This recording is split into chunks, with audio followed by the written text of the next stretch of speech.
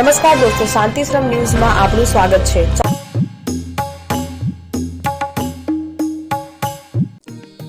મંગલ નવકાર મહેક foundation trust દ્વારા શ્રમણ ભગવાન શ્રી મહાવીર સ્વામી જન્મ કલ્યાણકની ભવ્ય ઉજવણી કરવામાં આવી। આ પ્રસંગે તારીખ 31 માર્ચના 1500 જેટલા જરૂરિયાતમંદ લોકોને ચૂરમાના લાડુ, ફૂલવડી, રોટલી, દાળ, શાક, ભાતથી ભરપેટ ભોજન કરાવવામાં આવ્યું તેમજ 5000 જેટલા લોકોને લાડુ અને ફૂલવડીના ફૂડ પેકેટથી સેવા કરવામાં આવેલ, જેમાં 51 જેટલી આંગણવાડી, અમદાવાદના વિવિધ વૃદ્ધાશ્રમો તેમજ ઝૂંપડપટ્ટી વિસ્તારમાં આ સેવા કરવામાં આવી। આ સાથે ગાયોને, કૂતરાઓને લાડુ, પક્ષીઓને ચણ અને કેડિયારું કરવામાં આવ્યું। આ પ્રસંગે અમદાવાદ મ્યુનિસિપલ કોર્પોરેશનના કોર્પોરેટરશ્રીઓ તેમજ સંસ્થાના વીરુભાઈ ભરવાડ, અશ્વિનભાઈ શાહ આદિની ઉપસ્થિતિમાં નમસ્કાર મહામંત્રનું સ્મરણ કરી બાળકોને, જરૂરિયાતમંદ લોકોને ભોજન કરાવવામાં આવ્યું।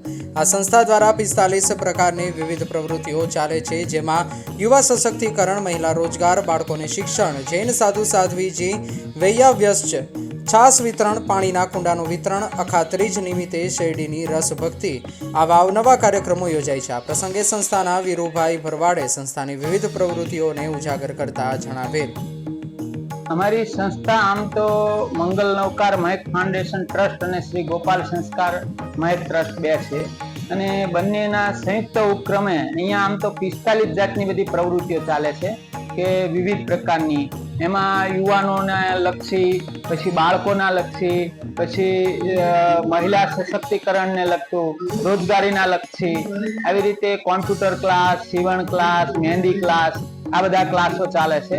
પછી સાંજે જે બાળકોને લખતા વાંચતા ઓછું ફાવે છે એવા જરૂરિયાતમંદ, જે ગરીબ લોકોના બાળકો ટ્યુશન નથી રાખી શકતા, તો એવા બાળકોને અમે સાંજે 5 થી 7 વાગ્યા સુધી અહીંયા 1 થી 10 ધોરણ સુધીના બાળકો, લગભગ 150 બાળકોને અમે અક્ષર જ્ઞાન, લખતા વાંચતા અને બોલતા શીખવાડીએ છીએ।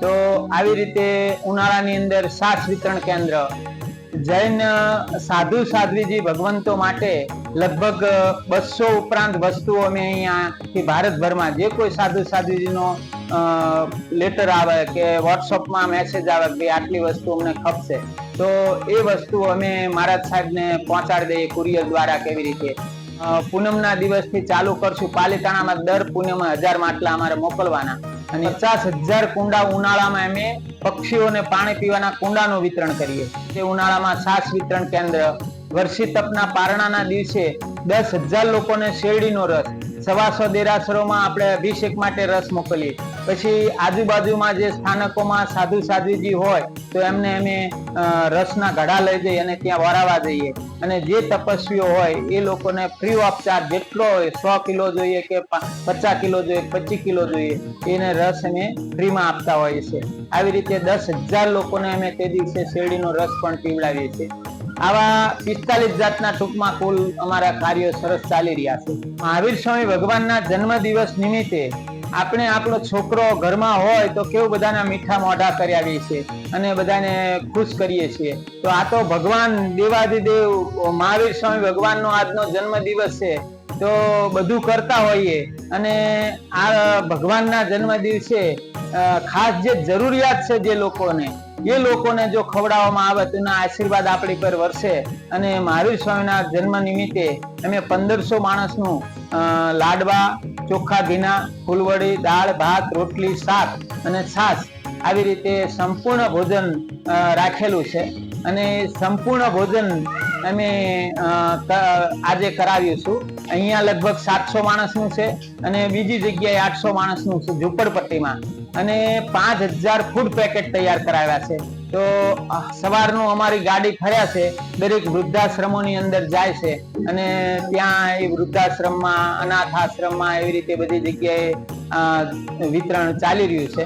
અને આજે મહાવીર જન્મ દિવસના દિવસે આંગણવાડીઓમાં રજા હોય, પણ આવતીકાલ અને પરમ દિવસ 2 દિવસ અમે 51 આંગણવાડીઓના બાળકોને પણ મહાવીર સ્વામી ભગવાનના જન્મ નિમિત્તે મીઠું મોઢું કરાવવાના, ફૂલવડી અને લાડુનું ફૂડ પેકેટ તૈયાર કર્યા છે 5000, એ બધાને અમે એવી રીતે વિતરણ કરવાના છે। એટલે મહાવીર સ્વામી જન્મના હિસાબે આજે અમે આ પ્રોગ્રામ રાખેલો હતો।